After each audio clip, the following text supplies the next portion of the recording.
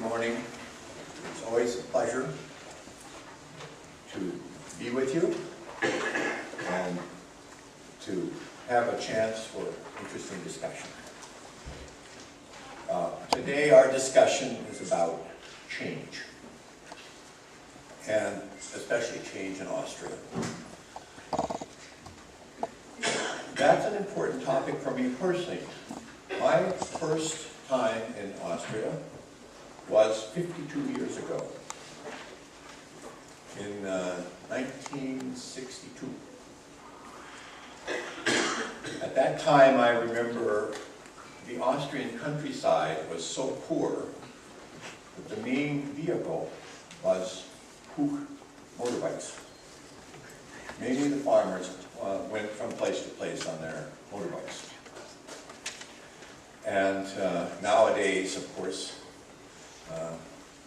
they have something much wealthier and more big, despite the best efforts of Professor Schumacher. So I say, Wolfram, Peter, and Herman, thank you very much for your opening discussion. And I will take the next 50 minutes to lay a foundation. Before I get into my speech with all of its slides, data, and so forth, I want to show you a very simple game. And actually this game illustrates all the main points of my speech. So, but in order to do it, I need some help. So I asked for 5 people from the audience to come and stand just here in front of the stage. Please come, 5.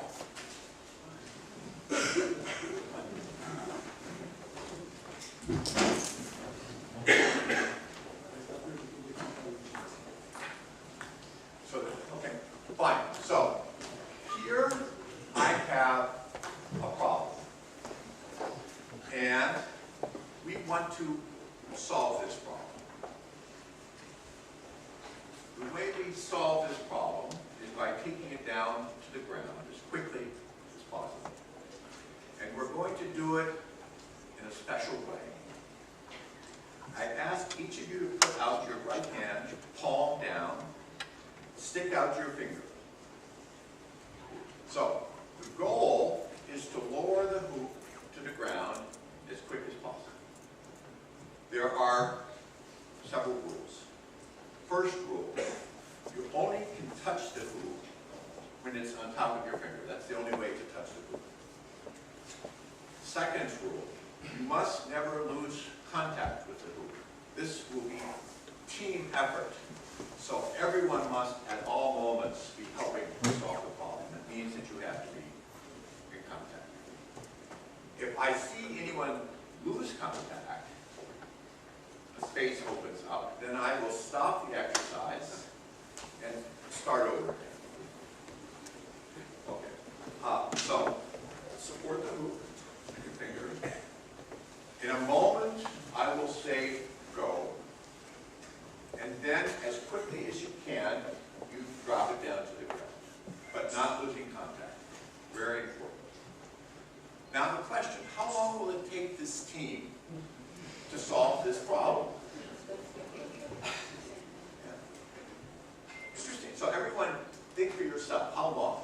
5 seconds or 2 hours or? So I will stay inside the loop. Now I'm going to count to 3, and when I say 3, or when I say 3, then I say go, and at that point you, as quickly as possible, solve this problem. But don't lose contact. That's really important. And I will take the time. 1, 2, 3. Oh, okay, thank you very much. Sit down.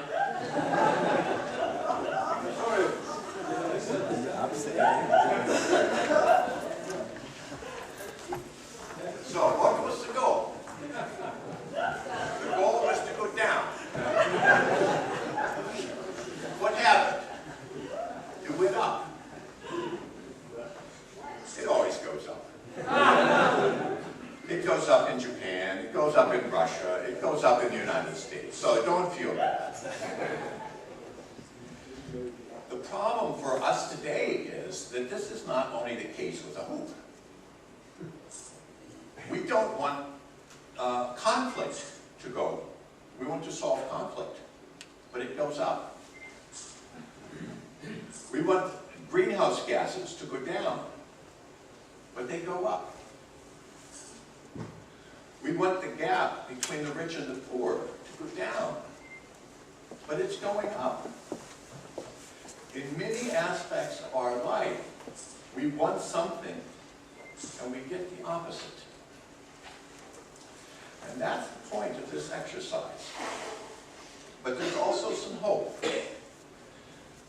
So the first lesson is, even though you have very smart people, friendly, good-willed people who want to cooperate, who want to achieve the goal, they can get exactly the opposite from what they want. That's the first point. The second point is that if they try to solve the problem by doing more, typically they make the problem worse. And the third point, which will come out of my speech, is if you step back and take a look at the underlying cause of the problem, often there will be some very simple way to do something new, which makes it better. Take this for example. So there were 3 rules. You only can touch the hoop with the top of your finger. You must not lose contact. And go down as quick as you can. If I try to solve the problem of the hoop going up by, for example, sending everybody off to sport camp to make their fingers stronger, or by teaching them some secret language to use in coordinating, it actually doesn't solve the problem. But if I change one of these rules, instantly the problem comes. I could say, instead of touching like this, touch like this. As soon as I permit you to hold the hoop like this, instantly you take it down. Or I could say, it's okay to lose contact. As soon as it's okay to lose contact, people don't have to keep pushing up in order to touch the hoop. That's what causes the hoop to go up, is everyone feels the hoop is starting to go up, and so they push up their finger in order not to lose contact, and up it goes. So you see, very simple changes can solve the problem. But in order to understand these changes, often you have to step back and get out of the current moment. And this is actually one of the big dangers now. Short-term thinking produces crisis. We see it in the global economy, we see it in the Ukraine, we see it in the Ebola epidemic, and so forth. But crisis produces short-term thinking. You don't see Merkel or Obama talking about 20 years from now in the economy. They are just desperately trying to understand what they can do to solve short-term problems between now and the end of the week, or maybe before the next election. So it's a vicious circle. Short-term thinking causes crisis. Crisis reinforces short-term thinking. And we need to break out of that cycle. And I hope today I give you some ideas how to do that.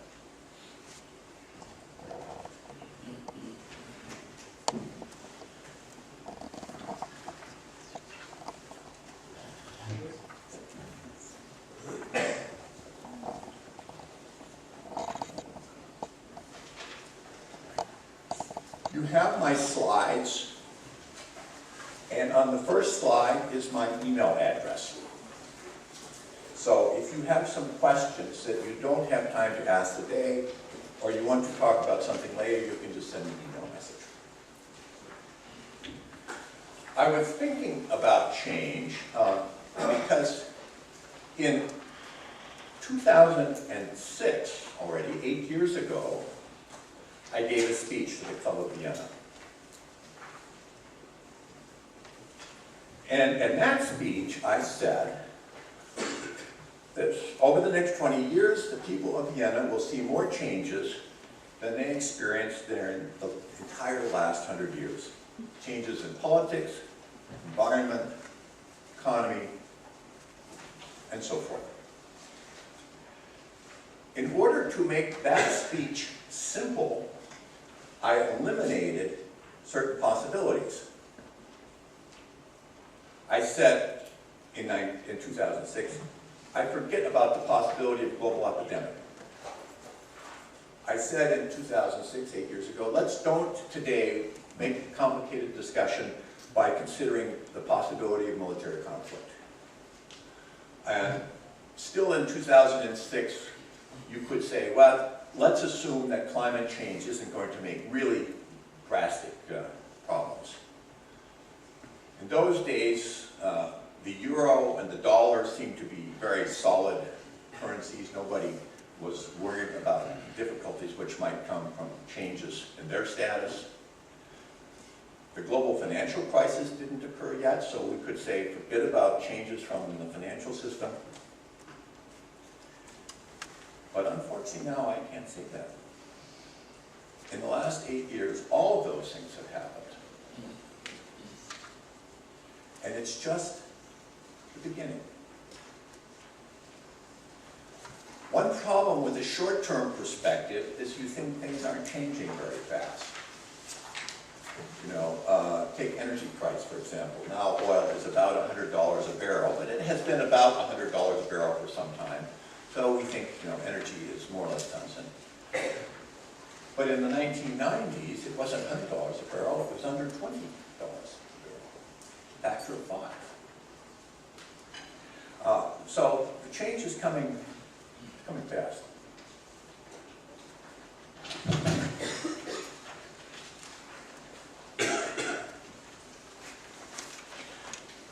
Today, I'm going to tell you why I know that this change is happening so fast, the underlying causes.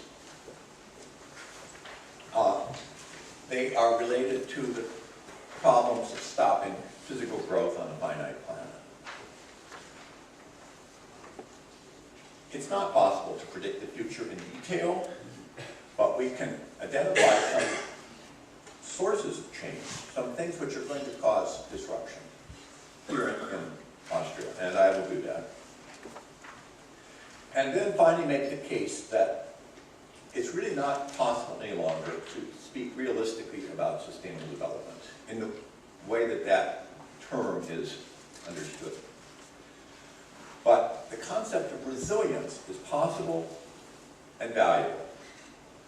And I might suggest that public role in Austria, if it's looking for a theme which would unify its efforts and give it a possibility of long-term discussions, the notion of resilience is a very interesting one. It hasn't yet been corrupted by the politicians. If you look on the web, the term sustainable development has something like 115 different definitions, which means it has no meaning anymore.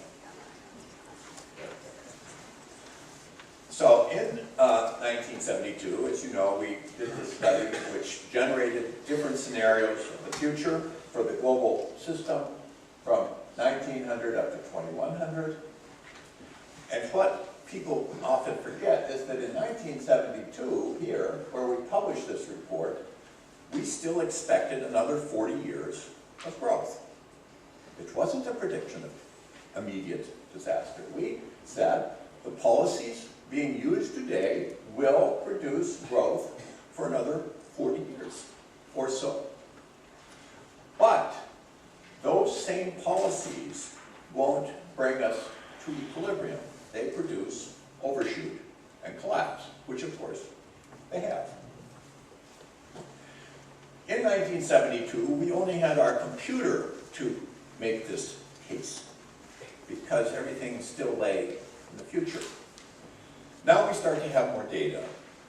Recently in Australia, the National Institute for Scientific Research, CSIRO, did an interesting study.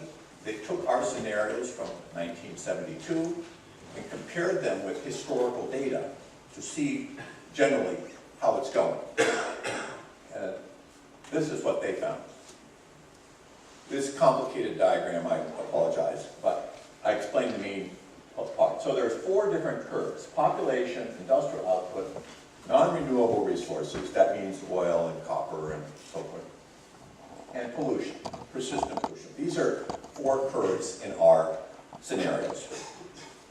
For each of the 4, they show the standard reference curve, the green line, and then they show one of our equilibrium runs, one of the scenarios which you could have produced starting in 1972 by changing policies. And the purple dots are empirical data about what the world is actually doing. And what you see is that so far, the world is following right along on our overshoot scenario.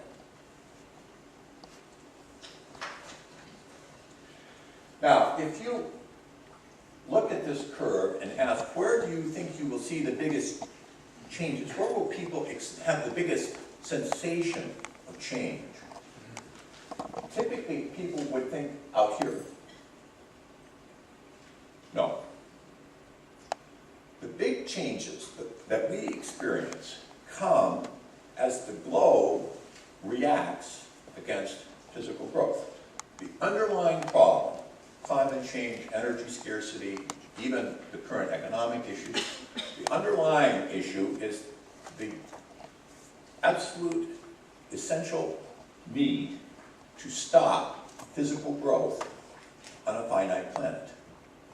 The way you stop growth on a planet is by creating negative pressures against growth, which balance the positive pressures in favor of growth. And only when those come in balance, the growth will stop. It means that the negative pressures, what we experience as problems, have to be strongest at that time where the positive pressures are strongest. That's now, not out here. Here there are not any more strong pressures sustaining growth. Those pressures are here.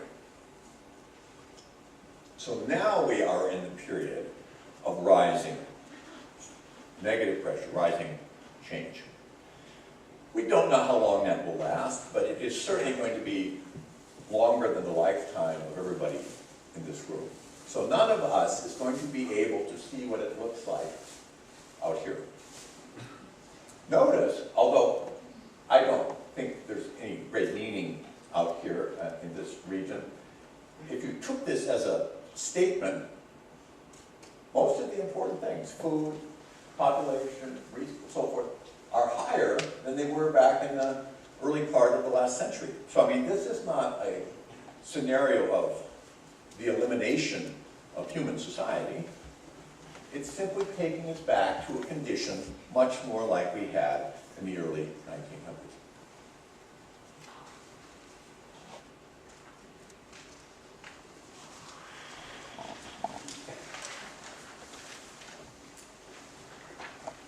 So this is amazing.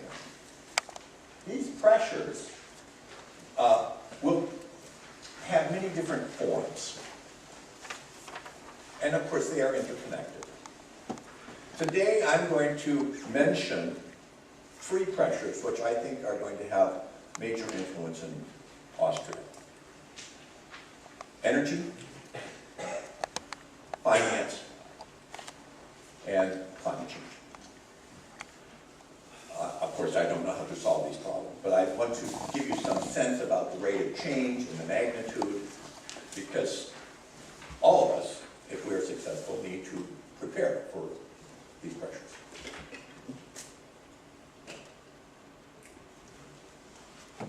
Rising energy and resource costs, growing debt, changes in the international financial system. For Austria, also very interesting, and the other mature industrial countries, so-called growing dependency ratio. We should be very happy that the population is stabilizing. I mean, if sustainable development means anything, it has to mean a stable population, I suppose. But when the population is stable, it becomes older, the workforce goes down, the number of people who need support go up, growing dependency ratio. That's coming to Austria. It's already in 3 countries around the world visible, and by 2030 there will be about 35 major economies which have grown to the point where their population is stable, but now they have to deal with much larger dependency. In our main scenario, it's declining food, which causes the problem, starting about 2020. I think that will be an issue also. And as you'll see, this notion of declining energy return on investment. Also, we start to see now another kind of pressure, a retreat from globalized markets. More and more national blocs starting to make private arrangements. Austria recently signed agreements with Russians for gas pipeline. Russia signed agreement with China for exchange of energy. United States is going to make special, etc. So I mean, it's breaking down the idea of a global marketplace. How to understand and interpret these pressures? That's the problem. So I'm going to show you another quick exercise to give you some practice.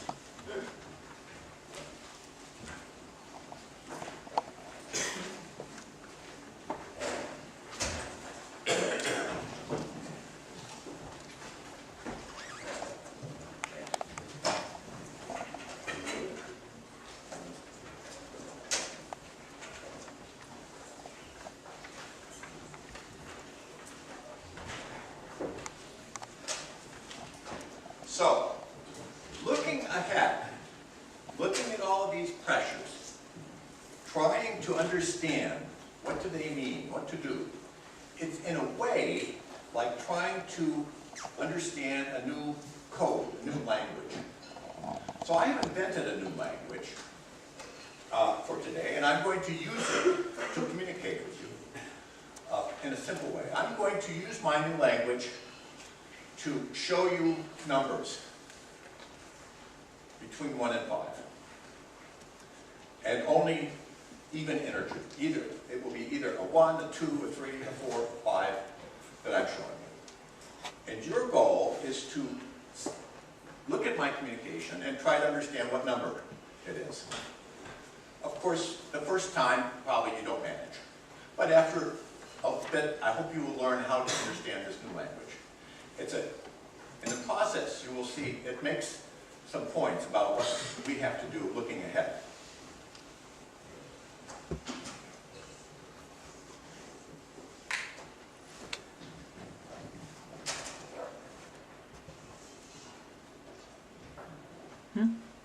So, what number am I showing you?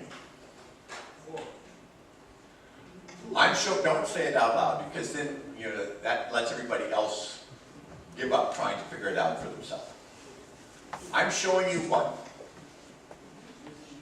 How many people guessed 1? Raise your hand. Roughly 20%, which you would expect. Totally random. Now we try it again.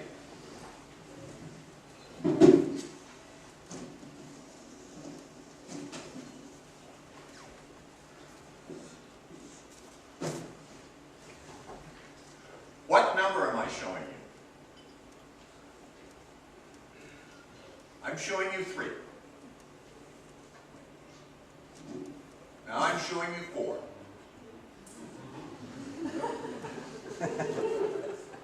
Now I'm showing you 5.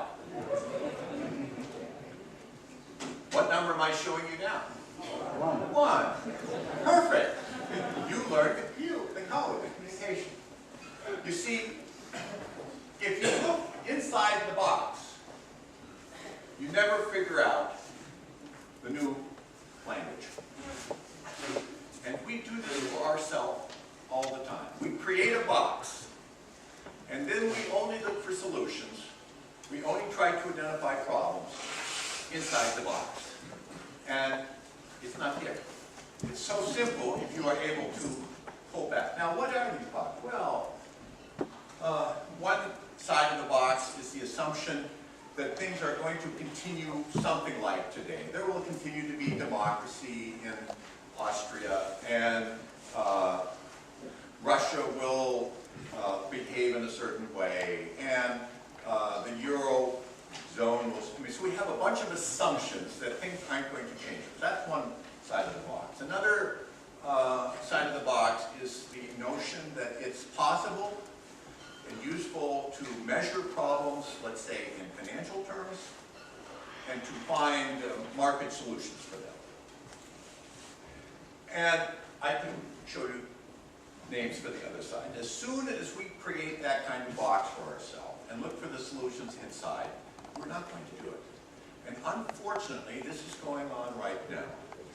The current global economic problem is extremely simple to understand, but not if you look inside the box. Debt and employment and all of these things which the leaders are talking about. So we need to figure out how to take away the boundaries and look outside, then it starts to become simple. I hope today I can help you see that.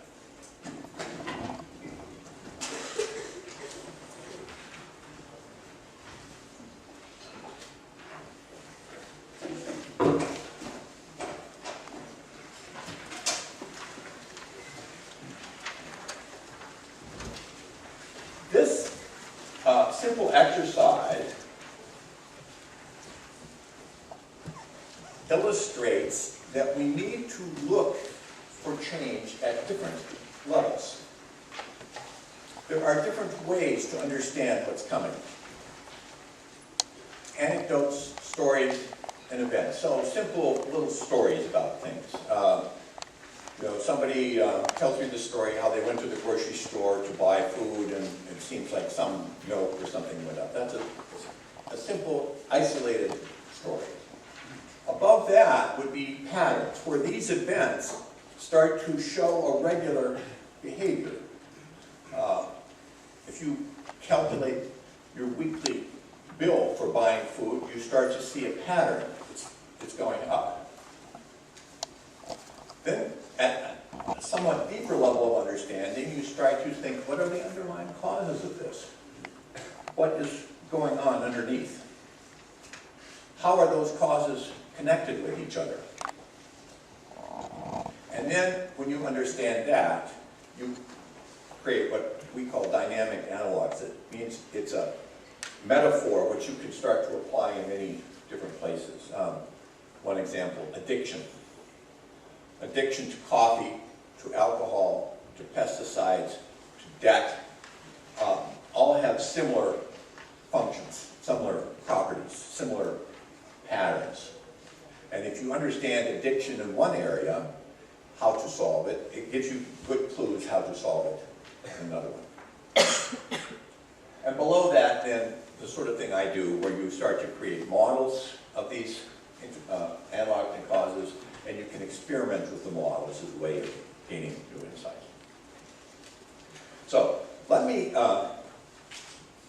provide a framework, and then I come back to this issue of the three main forces. One of the major underlying causes is depletion. For any scarce resource, land, water, copper, oil, gas, initially we have everything, and it's quite cheap. I don't mean cheap in financial terms, I mean cheap in terms of how much energy and capital and time we have to allocate to it to get what we need. But then you start to use it up. And over time, finally, you get into a region where you start to use a great deal of energy, time, capital to get what you need. And the problem with this underlying pattern is that during this entire period here, people can come to understand that using up the resource actually doesn't have any consequence. Because you see, it didn't really increase the cost very much. And in fact, actually, technological advance over this period might even offset enough that the financial price goes down. So the economists are so proud to tell us that many resources became cheaper over time, and by which they understood there are no limits. No, it's just that we're in this phase. Now, is this interconnected? The next graph, which of course is in your paper, is if you would take away from this speech only one thing, the next graph is a good one to take. It will help you to understand the things that are coming. This is the core of the world model. This is the central theory which was in our 1972 study. This is industrial capital. This is what makes stuff. It's factories, it's the roads, the trucks, it's the infrastructure that produces a stream of goods and services. We call it industrial output. This output can be used in 5 ways. Most of it goes to consumption. In the United States, about 70%, 74% goes to consumption. Refrigerators, stoves, cars, light bulbs, and so forth. So this capital goes up and it produces factories that make refrigerators, etc. Some of this capital goes into the resource sector to produce oil, to dig out coal, to cut down trees, to pump water, and so forth. Gives you a stream of resources, energy and resources. Some of this capital goes into the agricultural sector, produce food and fibers. Some goes into services, like this beautiful national bank. It's a service. It doesn't produce food, it doesn't produce water, but it is a fabulous service. So into the service capital. Gives you service output, health, education, recreation, music, art, so forth. The museums quarter, fabulous piece of service capital. And some of it is reinvested. Some of it goes back to produce more factories. There is a positive loop. More investment gets more capital gets more output gets more investment. As long as this loop is stronger than depreciation, than the processes which take capital away, you have growth, exponential growth. And it was this loop which, for the period after the Second World War until about 2005, something like that, gave exponential growth. Of course, we measured it in financial terms, but nonetheless, this is what produced the results. But now you see the problem. When you are in this region, the resource sector doesn't make many demands on the physical capital. So you can sustain very rapid rates of growth in other areas. But as soon as you get over into this region, the resource sector starts to take a lot of capital, and less is available for services, for food, for other resources, and for reinvestment. It's possible for this system to begin decline because so much capital is taken out here that you aren't able to make this loop strong enough to offset depreciation.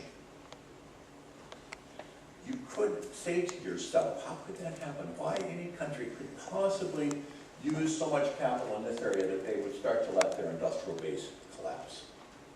It's happening. It's easy for it to happen because, first of all, we express these things in financial terms. And if you have inflation, often the financial indicators can hide what's going on with the physical base. Also, the decision is made by many different people. And if the people up here have more power than the people down here, they are able to take away the capital.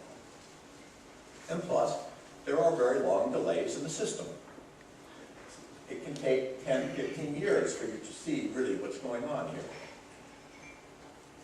The World Bank used to publish statistics that helped me to understand what was going on.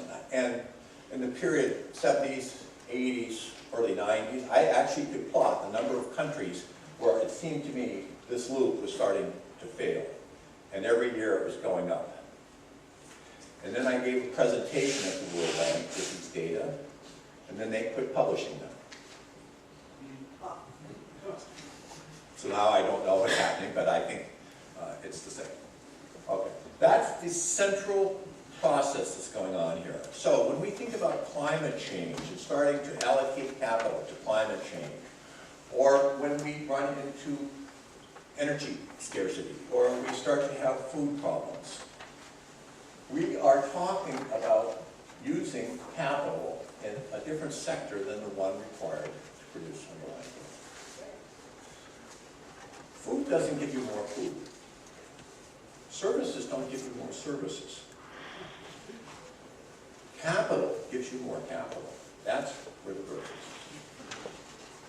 is. Now that's important because we are now coming into a period where many sectors are starting to demand capital. I just give a couple of examples. I'm going to use global or US data because those are the ones I have, but the Austria is in a global system, so these things will influence you also. This shows the trend in global oil production. Oil, conventional oil, is a dominant energy source in the globe. And of course, in the transport sector, it's practically 100%, except in Vienna, where you have electric transport, some of which I suppose comes from fossil fuels. The green lines from 1930 up to 2050 show how much oil is discovered. The black lines show how much oil is used. So in this period, 1950, 60, 70, in Saudi Arabia, in Iraq, in Qatar, other places, also to some extent the United States, we made big discoveries and essentially left that oil in the ground because we didn't need it. So all of the green above that black line is a surplus oil that we found. However, in 1984, for the first time, globally, we used more oil than we discovered. We had to start pumping down some of those former reservoirs. Every single year since 1984, up to the current, and with no prospect for change in the future, we used more oil than we discovered. So this red deficit between consumption and discovery is basically pulling down some of this green. It's like, for a long time, you put money in the bank, and now you start taking it back out faster than you put it in. But the bank, in this case, isn't willing to print. You can print new money, but you can't print new oil. So at some point, this consumption is going to have to come back down to the rate of discovery. And as far as we can tell, this is something which will happen over the next 10 years or so. Recently, a German think tank, Energy Watch, it's called Energy Watch, did a study. They looked at the physical reservoirs around the world and decided that by 2030, global oil production would be something like half of current levels. Now, there has been so much excitement about fracking and how this amazing bonanza of gas and oil production in the United States from fracking, and many people think somehow this changed everything. Actually, the term game changer is used very often in the United States. It's a fantasy. I give you just a little bit of information. This is global oil production, now just from 2001 up to 2014. The gray, these are statistics from EIA, Energy Information. The black line is price. There you see the 2008 financial crisis. But the important thing to notice is that since 2006, conventional oil production hasn't changed very much. Despite the fact that the price has gone up by more than double. Doubling the price has not given us more oil, it has simply sustained the oil. It's not an accident that the major global financial crises started to happen at about the same time as global oil production peaked out. Some people think economic activity influences oil production. Of course, there's a link, but the underlying cause, oil production, permits economic activity. And if you don't have oil to use, then you don't have economic activity. In the United States, because the oil price is so high, we were able to start using a technology which actually has been around for quite some time. It wasn't used before because it's so expensive. But now with high oil prices, fracking starts to become an interesting idea. And the red shows so-called tight oil, US tight oil, which is produced by cracking these oil shales.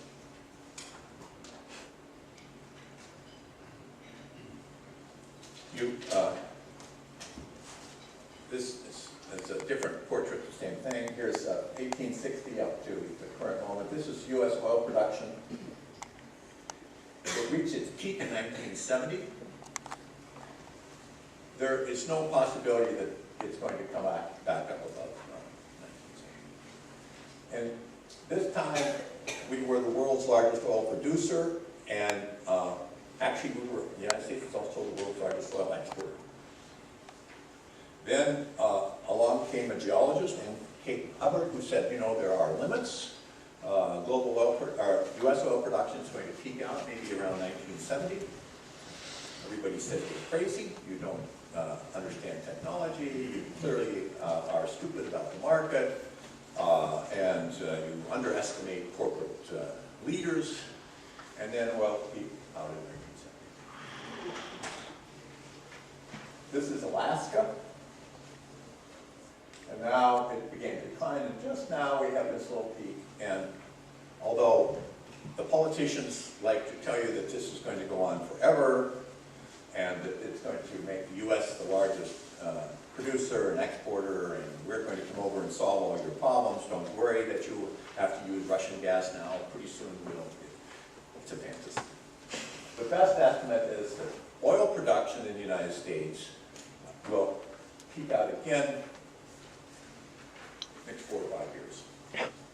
And still leave us very dependent on imports. I mean, this country, the United States, which is telling you how it's going to ship all this energy, still must import energy to run its own factories.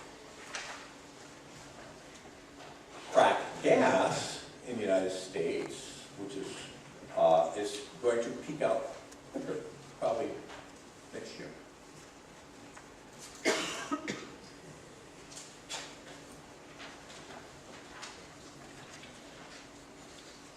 Oil is an international market, so even our fracked oil trades at international prices. Because gas is hard to transport, the burst of oil gas production in the United States from fracking has been trapped inside the U.S. borders, inside our own pipeline system. And in order to clear the market, they've had to take the price way down. This causes a lot of people to think that frack gas is cheap. It's not cheap, it's extremely expensive. It's being sold for a low price now because they need to get rid of it. Almost every single company producing frack gas in the United States is going bankrupt. They are selling for about 3, something which costs them about 8 to produce. And the way they manage to do that is by telling everybody what a fabulous business it is. Please lend me some money. And so there's been a flow of capital, debt and equity capital into the fracking sector. But it's a Ponzi scheme, which is very close to becoming widely known.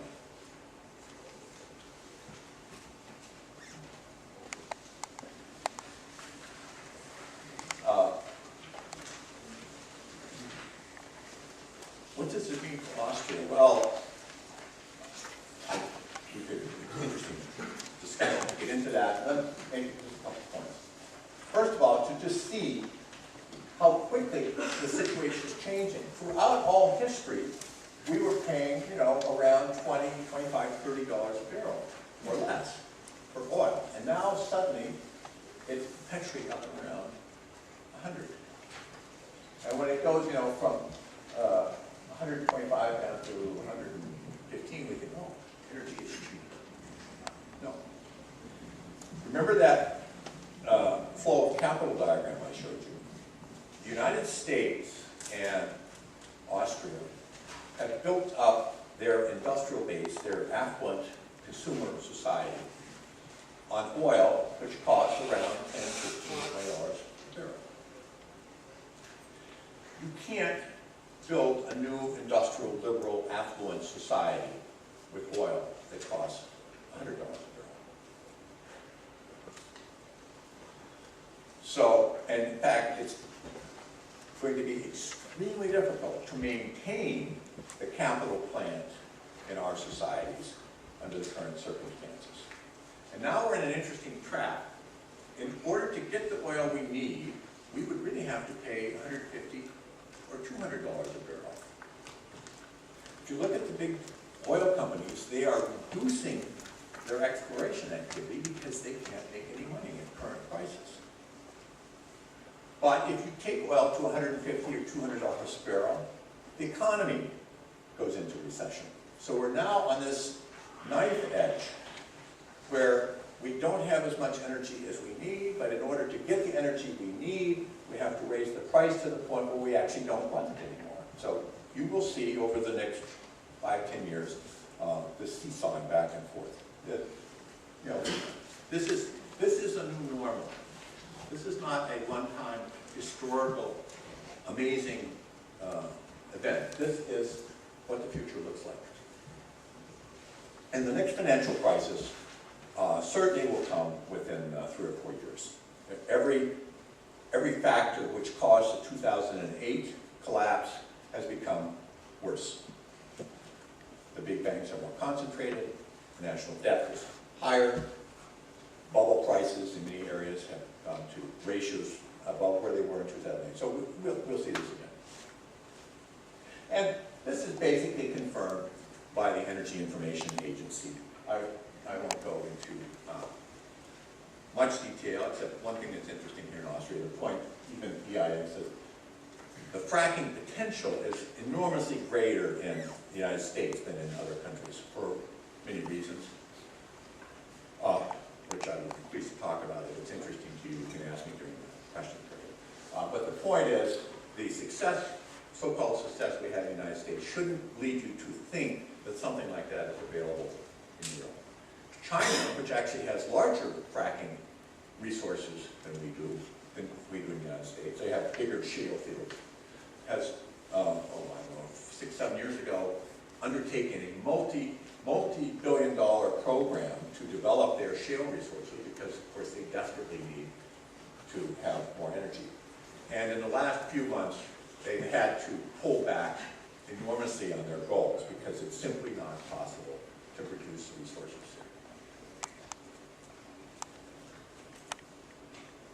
Short-term impact. I'm meeting in Vienna in a couple days with some investment groups.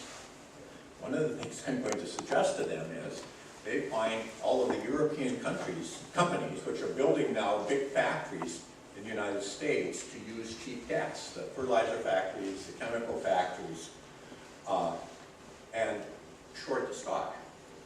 Because just about when those factories get built, the gas price is going to start going down. And the company won't be able to make a profit on their investment. We do have cheap natural gas now. It's a third of what it is in Europe, fifth of what it is in Japan.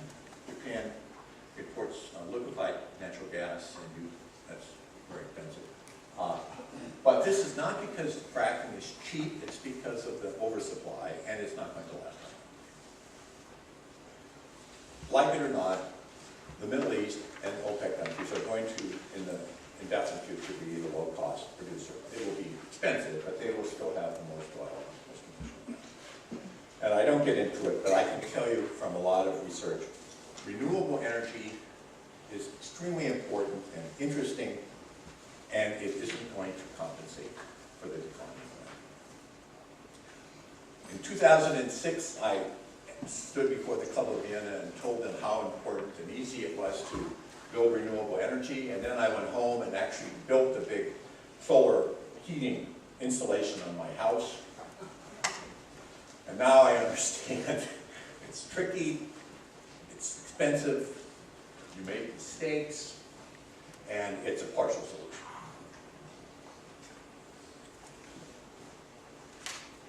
Some people think that this energy doesn't make a difference because we simply raise the prices and then everything will be fine. The problem is you can't print oil. And when you start to print money, it raises the cost of the things required to produce oil. So it takes the whole price structure up with some delays. The really important thing that's going on is the decline in the energy return on investment. I have another slide I don't talk about it. I explain just this. Today, globally, total energy production is about 15 terawatt hours in all forms, electricity, oil, gas, coal, etc. Conventional projections are that by 2030, or 2050, we would need roughly twice as much, 30 terawatt hours, even with efficiency gains and so forth. But if you look at the depletion, which is coming, then you see that somehow we have to find 17 to 20 terawatts in order to meet that projection. And to show you what that would mean, I picked for Austria the idea of building nuclear power plants. If you built 1,000 megawatt nuclear power plant, what's that in York? It's not 1,000 megawatts, like half, 500? So it's a couple. You built a couple Svettendorfs every single day for 50 years. That would give you 10 terawatts, half of what you need. And of course, no way on earth that we have the money or the expertise or the materials to do that. So it's just to illustrate it. A gap is coming, and in Austria, it's going to have major consequences. Fortunately, in efficiency and public transport, in renewable energy use, you have begun to lay the foundation, which is far advanced over many other countries. So your situation is relatively good. Nonetheless, it's still going to cause major issues here. Talk about some of the renewable potentials. This is the energy return on investment, showing you the nature of the problem we have. In the United States, back in the 30s, it was roughly 100 to 1. If you took a barrel of oil and then used that to produce capital, trucks and pipelines and drills and so forth, from that, the capital of 1 barrel of oil, you could get back roughly 100 barrels of oil. 100 to 1 payback. One of the reasons Rockefeller became so rich. Great business. You know, just imagine, you produce something for a penny and you sell it for €1. I mean, that's a good business. You get rich and you can think you're smart, but basically it's just that you have a very high rate of return. But now we used up the easy oil, and we have to start building billion-dollar platforms and running them out into the Gulf, and then we have to drill down 1,000, 2,000 meters. So the return on investment's down, and today in the United States it's around 15. When we import oil from Saudi Arabia, that's about 30. Coal, the reason China likes coal is because if you don't do any environmental measures, it gives you enormous return on investment, 80 to 1. But as soon as you start worrying about pollution, then it's down around 10 or 15. The idea of carbon capture is a fantasy because it takes the return on investment even lower. So there's virtually no chance that we will ever have any kind of commercial carbon capture from coal-fired plants. The coal people like this idea because it maintains the net that they are going to be able to haul out coal.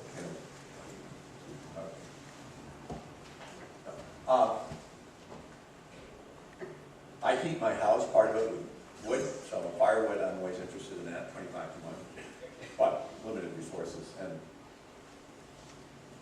my system is not photovoltaic, it's solar thermal. I make hot water. I think it's negative. More energy was required by the trucks of the guys who came down to put this thing on my roof than I ever get back from the system. All these exotic forms, 2, 3, 1, maybe, and we even ignore all the environmental problems. Biofuels, maybe negative.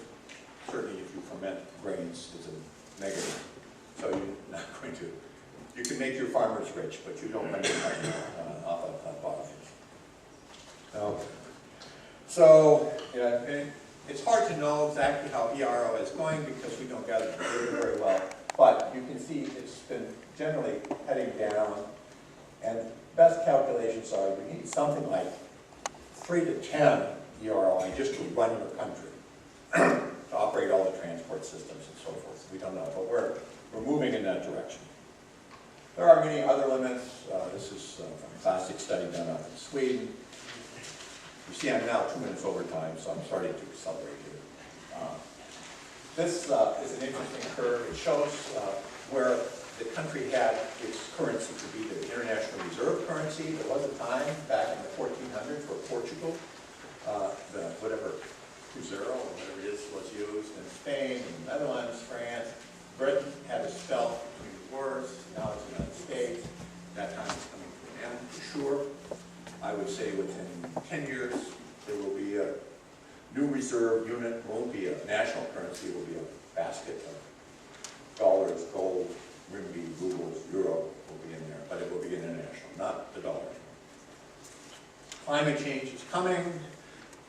This is from Helga Kolb's Institute, so if you find it interesting or even want to know what it means, ask Helga. The main idea is that back in the early 60s and 70s, in the first district, roughly 8.5 days a year were above 30 centigrade. Then it got, in the next couple decades, 13.5. Now we're in a period where it's around 20. And during the lifetime of people in this room, it will be 30. Most of you won't live long enough to see that, but this should show what's happening. That will have a big influence. The problem for us is that the economic system has been pushing for more efficiency, higher profits. And there's a relationship. As you make the efficiency bigger, you reduce your inventories, you automate, so forth, the resilience of the system starts to go down. It becomes much more subject to shocks. And when you don't know what's coming, you want to have a resilient system. You want to be able to withstand the shocks and keep going. You know, Fukushima shows you what happens when you have a brittle system.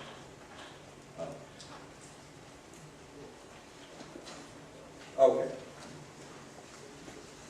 Resilience is the capacity of the system to keep functioning in important ways, even when it sustains itself. What I will say in closing is that has now really become an important priority. If I were pushing buttons to control things in Austria, which I'm not, I would be looking for ways to increase the resilience of the system, because we know shocks are coming, but we don't know exactly what they are. And there are ways to do that, like that group exercise, changing the rules so it behaves better. And be clear about what you want. And then I talk about a set of generic ways to do that. Barriers are like, for example, when you go out into the Alps, you see these barriers that they put up behind the villages, because they know from time to time the snow comes down. That's a way of increasing the resilience of the village. Now Amsterdam is starting to build seawalls to this barrier against sea level rise and so forth. Anyway, resilience is a program, just at its beginning, which can be carried out at all scales, family, city, country, both on the physical and the social side. And with that, I wanted to just show you one more quick exercise.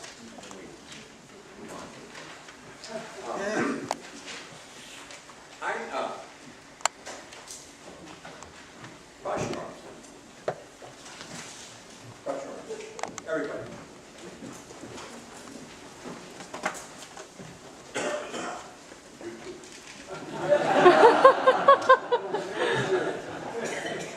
Look down and see which wrist is on top.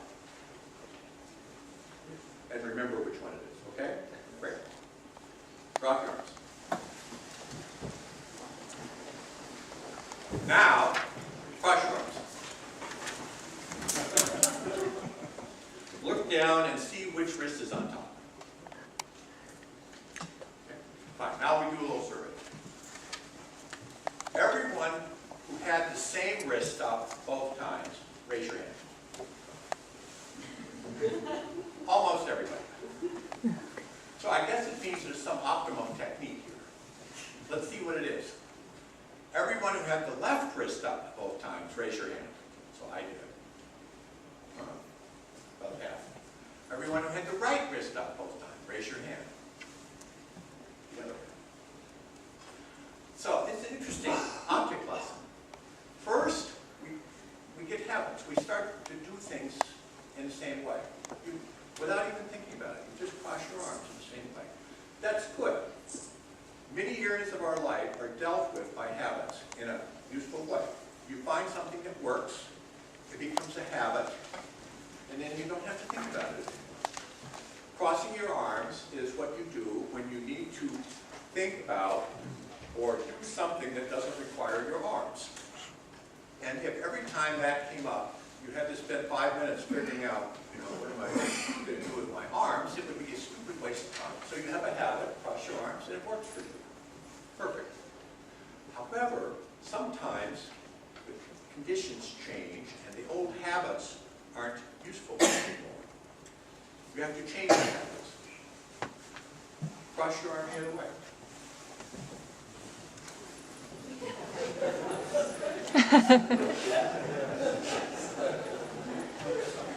This shows 3 things that we need to remember as we go out of this room today. 1, it is possible to change your habits. You can do it, and you can cross your arms the other way.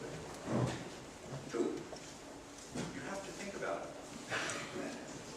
And maybe even make some mistakes before you do it right. 3, it isn't so comfortable. It doesn't feel quite so good to do it. All of these changes are going to require that we develop new habits. We will be able to do it, but we're going to make mistakes. And some of us are going to be very uncomfortable.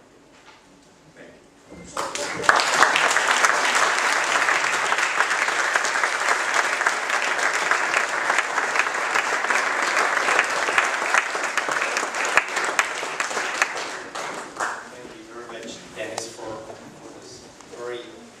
Mind-provoking insight changes.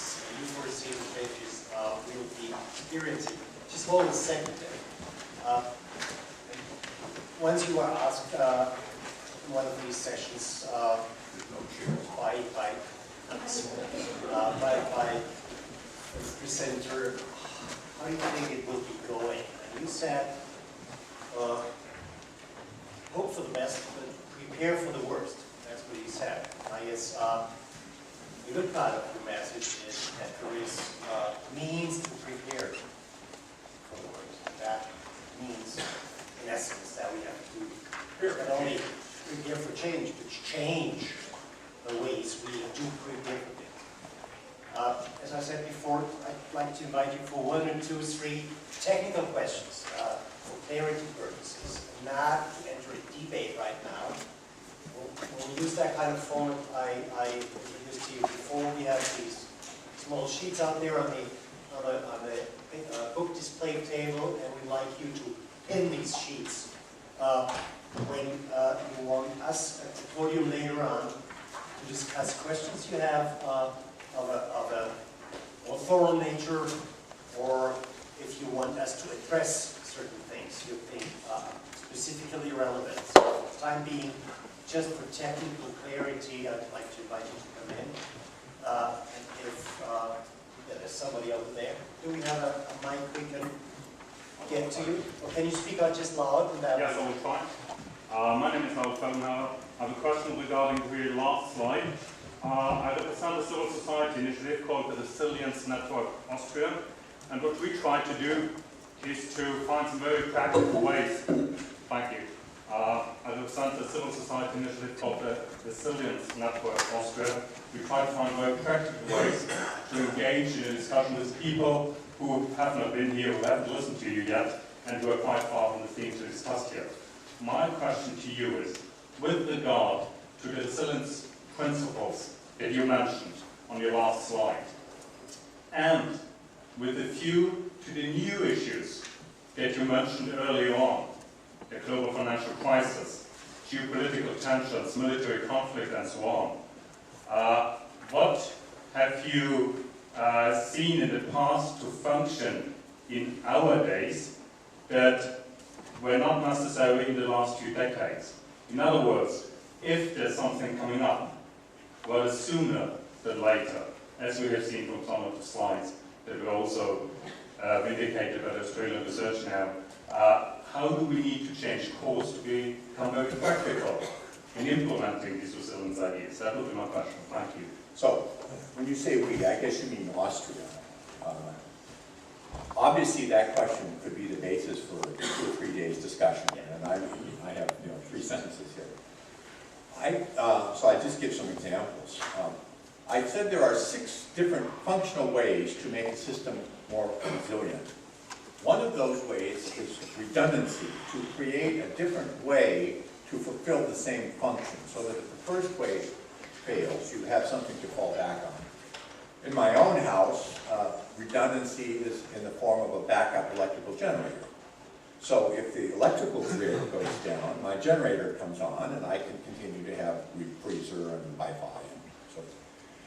In Austria, there was experimentation with a fallback currency. Most of you know about the Virgo experiment during the recession, depression, where the town of Virgo created its own currency and used it within the confines of the town to pay for labor, collect taxes, and so forth. It was a fabulous success. That's an example of redundancy. So there are many things to be done. Another item there was efficiency. I mean, Vienna has created an extremely efficient transport system, relatively efficient transport system. So I mean, you are already doing many of the things which are required, but I think not in a systematic way, and probably not at a scale which is going to be required by the coming child. But as soon as you sit down and ask the question, answers start to come. The difficulty we face is most people don't ask the question. One more question, and then 2 more questions, and then we go for a quick coffee break, please. Yeah. Lady in the backside. Will you please introduce yourself too? As I'm understanding, the US is not allowing you. Use the mic, please. It's, Yeah.